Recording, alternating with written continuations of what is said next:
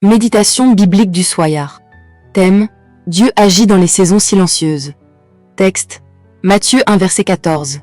Azor engendra Sadoc. Sadoc engendra Achim. Achim engendra Eliou. 1. Qui a écrit ce texte? L'Évangile selon Matthieu. Matthieu écrit pour démontrer que Jésus est le Messie légal, héritier légitime de la promesse faite à David, même à travers des générations peu connues. 2. À qui s'adresse-t-il? Principalement aux Juifs qui attendaient le Messie, mais aussi à toute personne qui traverse une saison discrète, un temps sans reconnaissance, une période de routine spirituelle ou un sentiment d'anonymat. 3. Genre littéraire. Il s'agit d'un genre narratif généalogique historique. Ce n'est ni une parabole, ni une hyperbole, ni une métaphore. C'est une déclaration légale établissant la continuité dynastique. 4. Contexte historique et biblique. Nous sommes dans la période post-exilique. Plus de trônes visibles, plus de rois en Israël, pas de miracles spectaculaires rapportés. Azor, Sadoc, Achim, Eliud, des noms discrets dans une époque silencieuse. Pourtant, la promesse messianique continue d'avancer. 5. Analyse théologique. Deux vérités fortes.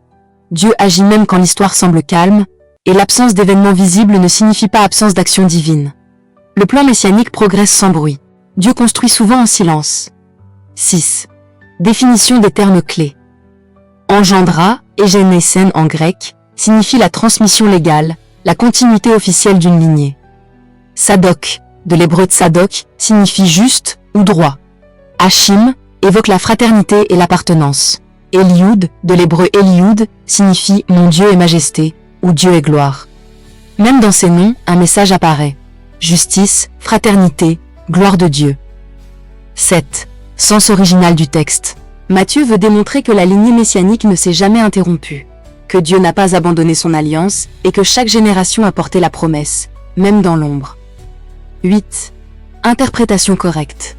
Il faut lire le verset dans la structure complète de Matthieu 1, comprendre la théologie de l'alliance davidique et observer la fidélité de Dieu à travers le temps long. Conclusion. Dieu travaille dans les cycles longs, pas seulement dans les moments spectaculaires. 9. Mise en garde contre les mauvaises interprétations. Ce texte ne dit pas que seules les figures célèbres comptent, ni que l'impact spirituel dépend de la notoriété, ni que Dieu agit uniquement dans les miracles visibles. La discrétion n'est pas l'insignifiance. 10. Illustration. Un fleuve puissant commence souvent par une source invisible. On célèbre l'océan, mais la source cachée le rend possible. Azor, Sadoc, Achim, Eliud sont des sources silencieuses. 11. Exemple concret aujourd'hui. Une mère qui prie en secret, un père fidèle sans reconnaissance, un chrétien constant dans son église locale, un serviteur discret mais persévérant. Dieu écrit l'histoire avec des vies constantes. 12.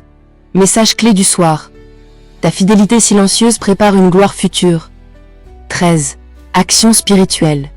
Ce soir, reste fidèle dans les petites choses, continue même sans applaudissements, fais confiance au processus divin. Dis, Seigneur, rends-moi constant même dans l'ombre. 14. Acte prophétique. Déclare, Seigneur, même si ma saison est silencieuse, je crois que tu agis. Fais de ma vie une fondation solide pour ce que tu prépares demain. Que ta gloire soit révélée en son temps. 15. Prière. Père céleste, merci parce que tu travailles même quand je ne vois rien.